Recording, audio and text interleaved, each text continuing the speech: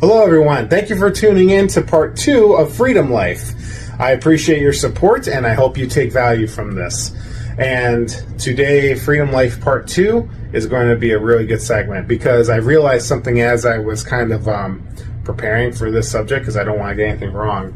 But in life, there's the whole picture, and then there's details. There's the little details, and then there's the whole picture.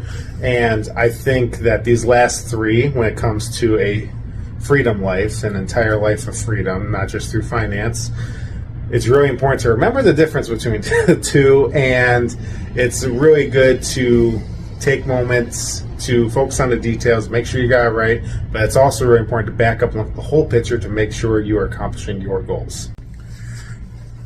So, what are the last 3 for a whole freedom life? Well, number 5 is going to be relationships. Yep, relationships. Relationships with our peers, relationship with our spouses, and relationship with ourselves. This is one I did not think about. And it's funny because I've always known this part, but I never quite understood what it meant. So I really hope this adds value to your life and your walk and your journey towards your goals. So we'll start obviously with your peers.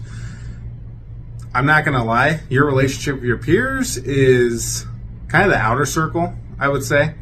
And though they might be fun, if they're telling you to not do something because they're afraid you're going to change, that's a sign of insecurity in themselves. And because here's the thing, we live in a world that's constantly changing.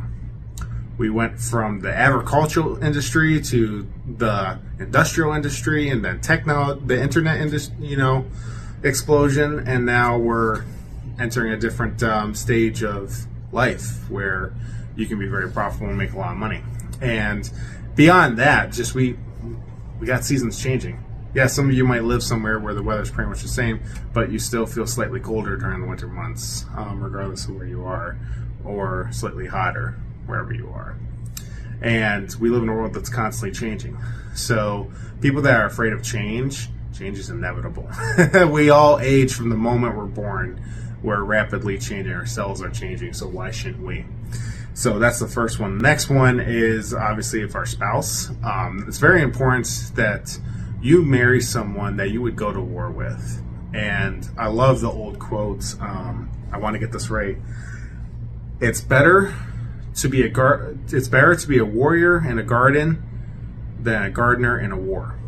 And I think it's really important that you have a spouse that have your back and support you. And even though you guys will disagree and decide what's ultimately best for your family, it's also very important that you're not afraid to take steps together, take action together. So make sure you find that in a spouse, someone that's going to have your back, but also support you when you grow weary, because we're all human.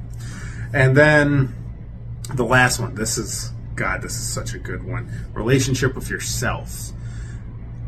Did you know that you are your biggest problem why you're not where you want to be? Like, I've been really hard on myself lately, and I have been very, disappointed in myself. Not in a negative way, but like a camera, I use negatives to develop. And I realized something that a lot of people say. When you look at the guy in the mirror, when he's looking back at you, he is your biggest threat to your rise. Think about that. No one else you gotta compete with. I don't need to compete with Grant Cardone. I don't need to compete with Alex Hormozy. I don't need to compete with my neighbor. I don't need to compete with anyone. I need to compete with myself. Am I a better version of myself from yesterday? Am I slightly richer today than I was yesterday? Or am I slightly more financial free than I was yesterday? Because instead of going and buying $100 online, I put the $100 on bad debt.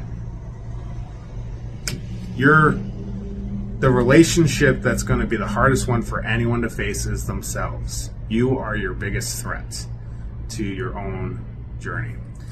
Then number 6, we're going to speed this up a little bit because I'm going a little over here. but quality of life and having fun. Like, I love something that I heard someone say once. He says, my income, I spend 50% like I'm going to live another 30 days. And the other 50%, I put it where I expect to live another 30 years. So when you get to a financial point where you're making enough money to live with, I'd say, 30, 20%, you know, maybe even less if you're blessed. Less if you're blessed. Like 10%. Everything above your living expenses, put half of it towards 30 years in the future, and then spend 30 of it and have fun and enjoy life, because you never know. You could get in a freaking car accident, you could get in a plane crash, or it could be just your time and your heart gives out. Did you know over 1,300 people in America don't wake up every day? So don't be afraid to live life a little bit once you get to a certain level. And then the last one is business. Now, this might not be an important one for a lot of people, but it is to me, so that's why I'm going to talk to it. And it actually is something I learned from a couple mentors of mine. So your business, you have to do two things. One, you got to bust your butt working it and getting it to where it can put money in your pocket and not take money out. And you got to know it better than anyone. Know your industry better than anyone else. Like, I can't think of his name. He's on Shark Tank, but he said, I work like there's someone out there trying to steal or take or do my business that I provide better than me. He's working 10 times harder than I am. If you think like that, you're going to bust your butt and make sure that you are number one in your industry. And then the second part to that is you need to be separated from your business. Knowing your industry, but keeping yourself separate from your business gives you two strengths. One, it allows you to one day in the future maybe sell your business, or it allows you to give away equity in your business so it can grow bigger than you can. Because let me ask you a question. Would you rather have 10% of a $1 billion pie, or would you rather have 100% of a $10 million pie that only you control? You have to be willing to separate yourself from this. That's something I just learned, and it's been a real heartache because I poured my blood, sweat, and tears into my business. You guys have seen the videos of me cleaning, and you know those are long drives, and those are not the best thing. And then there's stuff that you don't see that I'm doing for hours on end for my business, and I need to be able to separate myself and give up some of that control. But yeah, I think it's really important that you know your industry better than anyone, but your business you could part from at any moment, at any time. So anyways, these are the freedom life steps, and these are the 7 sectors in them. I really hope you guys got some value from this. I know I did, and it's a lot I need to improve on, but I appreciate your support. And if you got any value from today's video, please comment below and reach out to me if you want, and we can talk about your steps, or maybe something you're struggling with, or maybe you just want to say, hey, I got value from this section. Thank you for sharing. I appreciate that support. Please like and subscribe, and have a great day.